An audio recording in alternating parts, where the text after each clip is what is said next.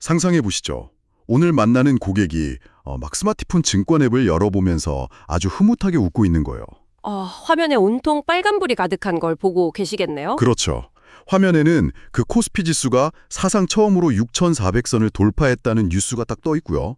그러면 고객은 뭐 자신이 꽤 부유해졌다고 느끼겠죠. 당연히 기분 좋으실 거고요. 맞아요. 근데 만약 우리가 그 고객 눈을 똑바로 쳐다보면서 고객님, 사실 고객님의 진짜 자산 가치는 지금 이 순간에도 무서운 속도로 증발하고 있습니다. 이렇게 말해야 한다면 어떨까요? 와, 듣는 순간 확 깰 텐데요. 아주 도발적이네요. 네, 청취자님 환영합니다. 오늘 저희가 진행할 심층 분석은 그냥 평범한 뉴스 브리핑이 아니거든요. 네, 아닙니다. 오늘 다룰 자료들은 2026년 4월 23일자 대한민국의 주요 정치, 경제, 사회 뉴스들인데요. 이게 바로 고객의 재무 상태를 진단하고 진짜 리스크를 찾아내는 엑스레이가 될 겁니다. 맞습니다. 보험 영업 현장에서 뛰고 계신 우리 청취자님들은 매일 진짜 엄청난 정보의 홍수 속에서 고객을 만나시잖아요. 네, 다들 바쁘게 움직이시죠? 고객들도 이미 스마트폰으로 뉴스 제목 정도는 다 보고 오거든요. 아, 그렇죠. 웬만한 건 다 아시더라고요. 그러니까 단순히 오늘 코스피가 올랐네요 하고 사실만 전달하는 사람보다는 그 숫자가 내 삶이랑 내 지갑에 어떤 연쇄작용을 일으키는지 통찰을 제시해주는 그런 진짜 전문가를 원하시는 거죠. 그러니까요. 오늘 저희의 미션이 바로 그겁니다. 방대한 뉴스 속에서 거시경제 흐름부터 당장 고객의 통장 잔고랑 직결되는 그 핵심적인 인과관계를 철저하게 해부해드리겠습니다. 아주 기대가 됩니다. 그리고 그 통찰을 전해드리기 전에 아주 작지만 강력한 무기 하나 먼저 장착해드리고 갈까요? 오, 어떤 거죠? 오늘 전남이랑 경남 그리고 제주 지역에 꽤 많은 비가 내리고 있거든요. 아, 비 소식이 있군요. 네, 그래서 이 지역 고객분들이랑 통화하실 때나 미팅 시작하실 때 그냥 비가 오네요 이게 아니라 오늘 빗길, 가시거리가 쩔다던데 운전 각별히 조심하셔야겠습니다. 이렇게 디테일한 안부로 시작해보시는 걸 추천해드립니다. 와, 그런 작은 디테일이 전문가에 대한 첫인상을 확 결정짓잖아요. 진짜 좋은 팁이네요. 네, 자 그럼 본격적으로 오늘 자산시장의 기이한 현상부터 파헤쳐보겠습니다. 지표만 보면 그야말로 광란의 파티거든요. 지수가 엄청나게 올랐죠. 네, 코스피가 6,417.93, 코스피 100은 7,409.51을 찍었고요. 와, 대단하네요. 바다 건너 뉴욕 증시도 S&P 500이 7,137, 나스닥이 무려 24,657로 사상 최고치를 경신했어요. 비트코인도 엄청나잖아요, 지금. 맞아요. 비트코인은 1억 1,628만 원을 돌파했습니다. 진짜 숫자만 보면 당장 축포를 쏴야 할 것 같은데요. 그렇죠. 이 배경에는 크게 두 가지 요인이 숨어 있거든요. 어떤 요인들인가요? 첫 번째는 기업들의 실적이 시장의 예상치를 아주 강력하게 웃돌 거라는 기대감이 반영된 거고요. 아, 실적 기대감이요? 네. 그리고 두 번째가 흥미로운데 미국의 트럼프 대통령이 이란하고 2차 종전 협상이 불발됐는데도 일방적으로 휴전 연장을 선언한 겁니다. 주식시장이 제일 싫어하는 게 불확실성이잖아요. 맞아요. 초강대국이 어떻게든 확전을 막으려는 시그널을 주니까 시장에 와, 이제 안심이다 하면서 자금을 엄청 쏟아 부은 거죠. 잠깐만요. 여기서 제가 하나 짚고 넘어가고 싶은 게 있는데요. 네, 말씀하시죠. 주식시장이 사상 최고치라는 건 결국 시장에 참여하는 수많은 똑똑한 투자자들, 또 기관들이 이미 중동의 지정학적 리스크나 악재들을 다 계산해서 그 가격에 반영했다는 뜻 아닐까요? 네, 보통은 그렇게 생각하죠. 시장은 항상 한 발 앞서가니까 고객 입장에서는 이제 위기는 지나갔구나 하고 그냥 안심해도 되는 거 아닌가요? 아주 예리한 질문입니다. 근데 바로 그 지점이 오늘 우리가 고객에게 던져야 할 핵심 화두거든요. 안심하면 안 된다는 건가요? 네, 자선시장의 그 화려한 낙관론 이면에 있는 실물 경제의 끔찍한 괴리를 보셔야 해요. 괴리요. 주식시장은 미래의 기대 수익을 먹고 자라지만 우리가 발을 딛고 사는 진짜 실물 경제는 현재의 물류비랑 비용으로 돌아가거든요. 현실은 다르다는 거군요. 네, 트럼프 대통령이 휴전은 연장했지만 결정적으로 이란에 대한 해상 봉쇄는 그대로 유지하겠다고 못을 딱 박아버렸어요. 그러니까 서류상으로는 휴전인데 바닷길은 여전히 꽉 막혀 있다는 거군요. 그렇죠. 그 증거로 미국이 스리랑카 인근 해상에서 무국적 유조선인 티파니호를 전격적으로 납포해버렸습니다. 와, 바다에서 바로 납포를요? 네, 그러자 이란이 가만히 있지 않죠. 곧바로 민간 상선에 막 총격을 가하면서 맞대응을 했고요. 진짜 살벌하네요. 게다가 레바논에서도 이스라엘이랑 무장 세력 간의 무력 공방이 계속되니까 프랑스 마크롱 대통령이 이스라엘군의 철수를 촉구하는 성명까지 냈어요. 아, 상황이 진짜 복잡하게 돌아가네요. 그럼 이 모든 해상 충돌이 결국 무엇을 의미하는 걸까요? 배들이 안전하게 다니질 못하잖아요. 아, 그럼 물류비가 완전 폭등하겠네요? 그렇죠. 게다가 중동이니까 당연히 국제 유가가 널뛰기를 하는 거고요. 아, 고유가 폭탄이 터지는 거군요.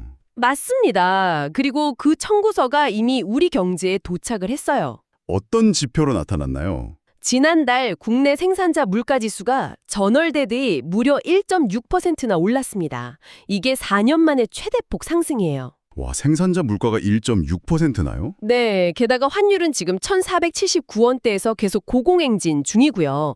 대표적인 안전자산인 금값도 4,759원을 기록하고 있습니다. 와, 1.6% 올렸다는 건 진짜 무서운 시그널이잖아요. 엄청난 거죠. 공장에서 물건 만들 때 드는 비용이 확 올랐다는 뜻이니까 이게 시차를 두고 곧바로 마트 진열대에 있는 식료품이나 식당 메뉴판 가격으로 전가될 수밖에 없잖아요. 맞습니다. 소비자 물가로 바로 넘어오는 거죠. 그래서 주식 계좌의 그 수익률 숫자만 보고 안심하시면 절대 안 된다는 겁니다. 아, 결국 물가 상승이 내 화폐 가치를 떨어뜨리는 거네요. 네, 실질 소득이 감소하는 거죠.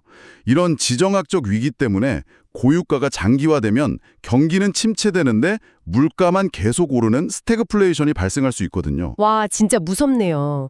그렇다면 고객 만났을 때 단순히 주식 올라서 좋으시겠어요? 이게 아니라 다르게 접근해야겠네요. 당연하죠. 이렇게 질문해 보시는 걸 제안합니다. 어떻게 질문하면 좋을까요? 고객님, 지금 자산이 늘어난 것처럼 보이지만 4년 만에 최고치로 치솟은 물가가 그 수익을 보이지 않게 막 갉아먹고 있습니다. 이 거대한 인플레이션이라는 보이지 않는 세금으로부터 고객님의 실질 구매력을 방어할 구조가 지금 마련되어 있으신가요? 이렇게요. 인플레이션이라는 보이지 않는 세금, 이 표현 너무 좋네요. 네, 그렇게 거시적인 물가 이야기를 나누셨다면 거기서 자연스럽게 다음 주제로 넘어가는 겁니다. 어떤 주제로요? 이 물가 상승이 고객들의 일터나 산업 현장에 어떤 지각 변동을 일으키는지로요. 인플레이션이 마트형 수준만 바꾸는 게 아니라 기업의 존폐, 나 노동자의 고용 환경까지 다 흔들어 버리거든요. 아, 바로 두 번째 섹션이네요. 지금 뉴스 보니까 대한민국의 굵직한 산업 현장들이 아주 요동을 치고 있더라고요. 네, 심상치 않죠. 당장 삼성전자 노조가 5월 21일에 5개 반도체 라인을 멈추는 총파업을 전고하고 나섰어요. 네, 파업 수위가 꽤 높습니다. 요구 조건도 엄청 강경하던데요. 사측에서는 장기 보유 주식을 10% 이상 주겠다고 제안을 했는데 노조는 그걸 거부하고 영업이익의 15%를 당장 성과급으로 지급하라 이렇게 맞서고 있더라고요. 이게 단순히 노사 간의 힘겨루기로만 보시면 안 됩니다. 아, 그럼 어떤 맥락이 있는 건가요? 방금 저희가 얘기했던 물가 상승이랑 이게 직접적으로 연결이 되어 있어요. 물가 상승이랑 노조 파업이요? 네, 체감 물가가 지금 너무 많이 오르다 보니까 노동자들 입장에서는 나중에 받을 주식 같은 미래 가치보다는 당장 내 손에 줄 수 있는 현금이 절실해진 겁니다. 아, 지금 당장에 실질 임금 인상이 필요하다는 거군요. 그렇죠. 그런데 사측 입장에서는 글로벌 불확실성이 너무 크니까 현금을 최대한 확보해둬야 하잖아요. 그러니까 양측의 갈등이 폭발할 수밖에 없는 구조인 거죠. 아, 기업도 노동자도 진짜 각자의 생존을 위해서 물러설 수가 없는 상황이네요. 맞습니다. 근데 이런 제조업 쪽의 생존 위기가 자동차 산업 쪽 뉴스를 보면 훨씬 더 심각하게 체감이 되더라고요. 네, 자동차 쪽 통계가 아주 충격적이죠. 국내 전기차 시장에서 중국산 차량에 차지하는 비중이 2022년만 해도 한 4.7% 수준이었잖아요. 네, 불과 몇 년 전이죠. 공동화 현상입니다. 제조업 공동화요. 단어가 약간 딱딱한데 우리 청취자분들이 고객한테 조금 더 쉽게 설명하려면 어떻게 비유하면 좋을까요? 쉽게 말해서 산업이 속빈 강정이 된다는 뜻입니다. 속빈 강정이요. 네, 자동차 브랜드 간판이나 본사는 여전히 한국에 남아있지만 실제로 공장에서 쇠를 깎고 부품을 조립하는 그 수많은 1차, 2차 하청 업체들의 일자리가 모조리 사라져버리는 현상이죠. 와, 그러니까 중국산 전기차가 가격 경쟁력이란 배터리를 무기로 우리 시장을 장악하면 국내 부품 생태계 전체가 붕괴된다는 거네요. 그렇죠. 거기에 종사하는 수많은 노동자들의 밥그릇이 한순간에 사라진다는 걸 의미합니다. 아, 내 고객이 꼭 대기업 완성차 업체에 다니지 않더라도 그 아래에 있는 부품회사 직원이나 심지어 공장 주변에서 식당을 하시는 고객조차도 이 거대한 산업 재편의 직격탄을 맞을 수 있다는 거잖아요. 맞아요. 거미줄처럼 다 연결되어 있으니까요. 게다가 기업들을 둘러싼 국가 간의 외교전도 장난이 아닙니다. 지금 미국 공화당 하원의원 54명이 강경화 주미대사한테 서한을 보냈어요. 네, 아주 이례적인 압박이었죠. 한국 정부가 쿠팡에 대해서 전방위적인 압박을 가하는 걸 두고 이게 미국 기업에 대한 차별이다 이러면서 공식 항의를 한 거거든요. 네, 정부는 이게 한미 안보 협의랑은 전혀 무관하다고 선을 딱 긋긴 했습니다. 참고로 그 주한미군 사령관도 사드 장비 해외 반출설에 대해서 그냥 일상적인 장비 이동이 와전된 거라고 공식 부인을 하기도 했잖아요. 네, 해프닝으로 끝났죠. 하지만 이런 일련의 사건들이 경제가 곧 안보가 되는 시대라는 걸 아주 확실하게 보여주는 겁니다. 그러네요. 반대쪽에서는 또 다른 생존 전력도 막 펼쳐지고 있던데요. 네, 이재명 대통령이 베트남을 방문한 소식이죠. 네, 2030년까지 양국 교역 규모를 1,500억 달러로 확대하겠다고 약속을 했어요. 특히 원전이나 전력망을 중심으로 에너지 안보 협력을 다각화하겠다는 건데요. 이게 결국 미중 갈등 속에서 우리나라가 공급망을 어떻게든 다변화해 보려는 국가적인 생존 몸부림인 겁니다. 와, 이런 글로벌 싹바 싸움이 결국 평범한 직장인이나 사업가인 우리 고객들한테는 어떤 의미로 다가갈까요? 그냥 뉴스에 저런 게 나오네 하고 넘길 문제는 아니잖아요. 당연하죠. 핵심은 바로 고용의 불확실성입니다. 고용의 불확실성이요? 예전에는 내가 그냥 열심히 일하고 회사가 물건만 잘 만들면 평생 직장이 어느 정도 보장됐잖아요. 그렇죠. 정년 보장이란 말이 있었으니까요. 하지만 이제는 이런 지정학적 마찰이나 중국의 저가 공세, 파업 같은 거시적인 이유로 내가 아무리 능력이 뛰어나도 하루아침에 공장 문을 닫거나 구조조정이 일어날 수 있는 거예요. 개인의 잘못이 아닌데도요? 네. 즉, 개인의 통제력을 벗어난 소득 단절 리스크가 언제든 발생할 수 있는 시대라는 점을 고객분들께 꼭 짚어주셔야 합니다. 그렇군요. 고객님, 회사가 언제까지나 든든한 울타리가 되어줄 수 없는 이런 산업 격변기입니다. 예기치 않은 소득 단절이 왔을 때 흔들림 없이 가족을 지켜줄 재무적 방파제는 준비되어 있으신가요? 이렇게 접근하면 진짜 설득력이 높겠네요. 아주 훌륭한 어프로치입니다. 자, 지금까지는 기업과 산업이라는 좀 큰 덩어리 이야기를 나눴다면 이번에는 고객이 피부로 제일 아프게 느끼는 곳, 바로 통장 잔고 이야기로 한번 넘어가 보겠습니다. 통장 잔거. 이번 달 직장인 고객들 만나시면 아마 첫인사가 이걸로 끝날지도 모릅니다. 어떤 인사요? 고객님, 이번 달 급여 명세서 확인하셨죠? 건보료 추가 납부 때문에 엄청 놀라셨을 텐데요. 맞아요. 저도 그 기사 보고 진짜 깜짝 놀랐거든요. 직장 가입자의 무려 62%가 이달에 평균 22만 원의 건강보험료를 추가로 내야 한다더라고요. 네, 평균 22만 원이면 적은 돈이 아니죠. 물론 소득이 좀 줄어든 21% 정도는 한 11만 5천 원 정도로 환급받기도 한다고는 하는데요. 네, 정산이니까요. 작년에 승진을 했거나 성과급 받아서 소득 늘어난 걸 정산하는 거라고 머리로는 이해를 하는데 내 통장에서 갑자기 22만 원이 훅 빠져나가면 체감이 완전 다르거든요. 성과급 받아서 막 기분 좋았던 건 한순간이고 결국은 세금이나 이런 건보료 같은 고정비로 다 도로 회수되어 버리는 느낌이 드는 거죠. 완전 밑 빠진 독에 물 붓기 같은 느낌일 것 같아요. 그런데 여기서 우리가 한 발짝 더 깊게 들어가 봐야 합니다. 깊게요? 네. 왜 이렇게 해마다 직장인들이 체감하는 준조세 부담이 계속 무거워지는 걸까요? 그 근본적인 이유를 아주 상징적으로 보여주는 뉴스가 오늘 하나 있었습니다. 어떤 뉴스죠? 바로 서울교통공사의 무임승차 적자 논란입니다. 그 서울교통공사가 65세 이상 노인분들 무임승차 때문에 발생한 손실이 무려 5,700억 원에 달한다면서 이걸 중앙정부가 좀 보전해달라 이렇게 공식 요청한 사건이요? 네, 맞습니다. 정부는 그건 지자체가 알아서 할 일이다. 이러면서 선을 긋고 서로 핑퐁 게임을 하고 있던데요. 이게 건보료 폭탄이랑 어떤 연결고리가 있는 건가요? 사건의 본질이 완벽하게 같기 때문입니다. 본질이요? 지하철 무임승차 적자 5,700억 원. 이나 직장인들 통장에서 지금 빠져나간 복권요령 22만 원이나 결국은 둘 다 고령화 사회가 청구한 영수증이거든요. 영수증? 고령 인구는 지금 막 급증하고 있는데 생산 가능 인구는 계속 줄어들고 있잖아요. 전형적인 역삼각형 인구 구조죠. 그렇죠. 애들 안 나니까요. 그런데 기존의 방대한 공공복지 시스템은 계속 유지를 해야 하니까 결국 그 엄청난 비용이 현재 경제활동을 하고 있는 청장년층 직장인들에게 직장인들에게 집중적으로 전가되고 있는 상황인 겁니다. 와, 그 비유 진짜 기가 막히네요. 네. 마치 누군가 수십 년 동안 한도 끝도 없이 팍팍 긁어댄 그 세대 간 신용카드 청구서가 이제 우리 3040 세대 우편함에 막 건보료 폭탄이나 적자 메우기 이런 이름으로 날아들고 있다는 거잖아요. 바로 그겁니다. 이 구조적인 모순이 시사하는 바가 아주 명확하거든요. 고객들한테 이 뼈아픈 진실을 확실하게 알려주셔야 해요. 어떤 진실을 알려드려야 할까요? 국민연금이나 건강보험 같은 국가의 공적 안전망은 이제 정말 최소한의 바닥만 지지해줄 뿐이라는 거죠. 과거처럼 풍요로운 노후를 완벽하게 책임져 줄 수가 없습니다. 아, 국가 재정이 이미 한계에 다다랐을까요? 네, 그래서 사적 연금이나 개인적인 보장성 자산이 반드시 필요하다는 거군요. 그렇죠. 와, 고객님, 국가 복지에만 기대기에는 그 비용을 부담해야 할 젊은 세대가 턱없이 부족합니다. 결국 끝까지 나를 책임지는 건 한 살이라도 젊을 때 내가 스스로 세팅해둔 나만의 안전망뿐입니다. 이렇게 논리적으로 쫙 설득을 하면 진짜 강력한 무기가 되겠네요. 아주 완벽한 논리 흐름입니다. 자, 세금 방어하고 노후 준비하는 것도 물론 중요하지만 사실 우리 일상을 정말 한순간에 무너뜨리는 건 역시 예기치 못한 사고잖아요. 네, 사고는 예고 없이 찾아오니까요. 그래서 오늘 마지막 섹션에서는 완벽하지 않은 사회 시스템 속에서 왜 우리가 스스로를 지켜야만 하는지 여러 사건, 사고, 뉴스들을 통해 한번 들여다보겠습니다. 네, 오늘 참 안타까운 뉴스들이 많았는데요.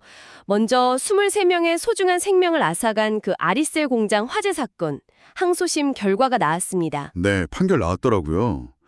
1심에서 징역 15년을 받았던 대표가 2심에서는 징역 4년으로 아주 크게 감형이 됐습니다. 와, 15년에서 4년이요? 네, 그래서 유족들이 지금 아주 거세게 반발하고 있는 상황이죠. 저도 이 뉴스를 보고 솔직히 좀 혼란스럽더라고요. 어떤 점이 그러셨어요? 재판부가 비상구 설치 의무에 대한 법적 해석을 1심이랑 좀 다르게 본 부분도 분명히 기사에 있긴 했어요. 근데 결정적인 감형 사유 중 하나가 바로 유족과의 합의였거든요. 네, 맞습니다. 합의가 큰 비중을 차지했죠. 이걸 현실적으로 좀 차갑게 해석을 해보면 아무리 끔찍하고 치명적인 사고를 냈더라도 가해자 측에 거액의 합의금을 낼 수 있는 경제적 여력이 있느냐 없느냐가 법적 형량까지 완전히 극적으로 좌우한다는 뜻 아닌가요? 네, 들으시기에 좀 씁쓸하시겠지만 그게 바로 현재 법과 제도가 가진 기계적인 한계입니다. 사법 시스템은 감정적인 분노를 기준으로 판결하는 게 아니라 그 피해가 얼마나 실질적으로 회복되었는지, 즉 금전적인 보상이 이루어졌는지를 아주 중요한 감형 요소로 보거든요. 아, 결국 보상 능력이네요. 진주에서 있었던 집회 중 화물차 운전자 사망 사건도 마찬가지 맥락입니다. 아, 그 사건 어떻게 진행되고 있죠? 운전자에겐 지금 살인 혐의로 구속영장이 청구된 상태고요. 사측인 BGF 로지스랑 화물연대가 첫 교섭을 진행 중인데 아직 합의 여부는 미지수입니다. 거기도 갈 길이 머네요. 만약 누군가 치명적인 과실을 저질렀는데 배상할 능력이 전혀 없다면 그 사람은 법의 가장 엄격한 잣대를 피할 방법이 없습니다. 처벌을 온전히 다 받아야 한다는 거군요. 반대로 피해자 입장에서 봐도 가해자가 배상 능력이 한 푼도 없다면 진짜 평생을 경제적, 육체적 고통 속에서 살아야만 하잖아요. 와, 그러니까 이게 어떤 이념적인 잣대를 떠나서 시스템 자체가 결국 보상 능력을 중심으로 굴러간다는 거네요. 네, 정확합니다. 그렇다면 결국 배상 책임 보험이나 산재 관련 보험이 그냥 여유 있으면 드는 선택이 아니라 진짜 내 자유와 내 인생 전체를 지키는 최후의 보루라는 사실이 너무너무 뚜렷해집니다. 보험의 본질이 바로 그거죠. 게다가 우리를 지켜줘야 할 그 국가 시스템 자체도 진짜 헛발질을 할 때가 너무 많아요. 아, 수사 관련 뉴스 말씀하시는 거죠? 네, 감사원 고위 간부의 12억 원대 뇌물수수 혐의 사건 보셨어요? 아, 네. 그 엄청난 범죄 혐의가 공소시효 만료로 처벌을 아예 피하게 된 그 황당한 사건이요. 맞아요. 아니 도대체 어떻게 이런 일이 2026년에 가능했나. 제가 기사를 꼼꼼히 찾아보니까 검찰이랑 공수처 사이에 수사 권한을 두고 서로 핑퐁 게임을 한 것 때문이더라고요. 네, 관할권 다툼이었죠. 공수처는 보안 수사를 거부하고 또 검찰은 우리는 추가 수사 권한이 없다 이러면서 법원에 가로막히는 사이에 아까운 공소시효 시간만 다 흘러가 버린 거예요. 이런 제도적인 틈새, 또 수사기관 간의 기계적인 마찰이 결국 피해자에게 아주 유리하게 작용해버린 셈입니다. 진짜 복장 터지는 일이네요. 정치권 상황도 마찬가지로 지금 꽉 막혀 있습니다. 저희가 뭐 어떤 정치적 입장을 떠나서 팩트만 요약해 드리자면 여야 할 것 없이 지금 내부 계파 갈등으로 심각한 내홍을 겪고 있거든요. 네, 뉴스에 매일 나오더라고요.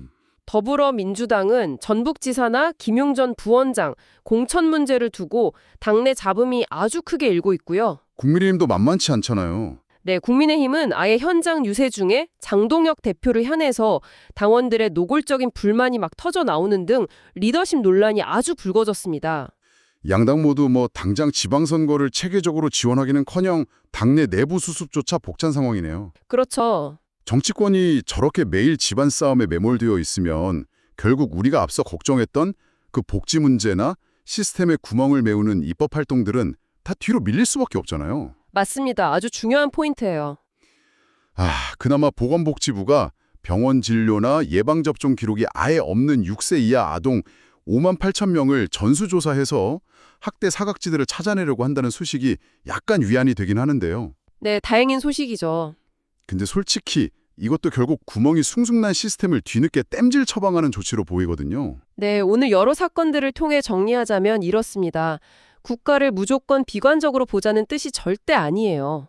그럼 어떤 의미로 봐야 할까요? 법, 제도, 정치 이런 거대한 국가 시스템이라는 건 태생적으로 엄청 무겁고 느리고 복잡한 기계와 같다는 뜻입니다. 무겁고 느리다. 네, 완벽하게 개인의 억울함을 막 하나하나 다 구제해주거나 찰나의 위기 순간에 즉각적으로 나를 딱 보호해주기에는 이 기계적인 한계가 너무나 뚜렷하다는 거죠. 결국 어떤 위기 상황이 딱 터졌을 때 즉각적으로 합의금을 마련해주고 내 치료비를 내주고 내 소득 단절을 바로 메워주는 건 느릿느릿한 국가의 시스템이 아니라 내가 미리 세팅해둔 보험이라는 사적 계약분이라는 거군요. 네, 스스로 방어막을 쳐야 하는 이유가 거기에 있는 겁니다. 자, 청취자 여러분, 오늘 저희가 엑스레이처럼 파헤쳐본 심층 분석은 여기까지입니다. 주식시장의 화려한 숫자 이면에 숨겨진 인플레이션이라는 아주 무서운 보이지 않는 세금부터 시작해서 산업 생태계 재편이 가져오는 고용의 불확실성 살펴봤고요. 네, 그리고 우리 통장에서 조용히 빠져나간 건강보험료라는 세대 간 청구서 문제도 다뤘죠. 맞습니다.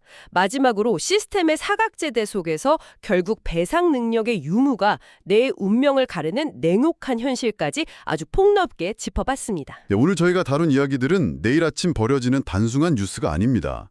고객들이 일상에 치여서 미처 보지 못하고 있는 그 삶의 사각지대를 아주 환하게 밝혀주는 강력한 서치라이트거든요. 세계적인 리더십 권위자인 스티븐 코비가 예전에 이런 말을 했죠. 가장 큰 위험은 위협 없는 삶이다 라고요. 명언이네요. 아무 문제 없이 평온하게 굴러가는 듯 보이는 지금의 일상에 그냥 안주하는 것만큼 치명적인 리스크는 없다는 뜻이겠죠? 네, 오늘 영업 현장으로 향하시는 여러분의 미팅이 단순한 상품 설명으로만 끝나지 않기를 바랍니다. 네. 고객의 그 평온한 일상 이면에 작동하고 있는 이 거대한 경제의 파도와 시스템의 한계를 확실히 일깨워주는 진정한 전문가로서의 대화를 꼭 이끌어 보시길 응원합니다. 네, 청취자님 오늘 고객을 만나시면 딱 이 화두를 던져보는 건 어떨까요? 고객님, 주식시장이 6,400을 돌파하고 한없이 평온해 보이는 지금 이 순간이 어쩌면 물가 상승과 시스템의 한계가 고객님의 자산을 조용히 위협하는 가장 큰 위험의 순간일지도 모릅니다. 이 거대한 파도 속에서 고객님의 일상을 흔들림 없이 지켜낼 진짜 방어막은 무엇입니까? 라고요. 와, 진짜 든든한 클로징이네요. 네, 오늘 저희가 나눈 통찰이 여러분의 현장에서 강력한 엑스레이자 예리한 무기가 되기를 확신합니다. 청취자 여러분, 오늘 하루도 눈부신 성공을 거두는 그런 미팅 하십시오. 네, 다음 심층 분석에서 뵙겠습니다. 감사합니다.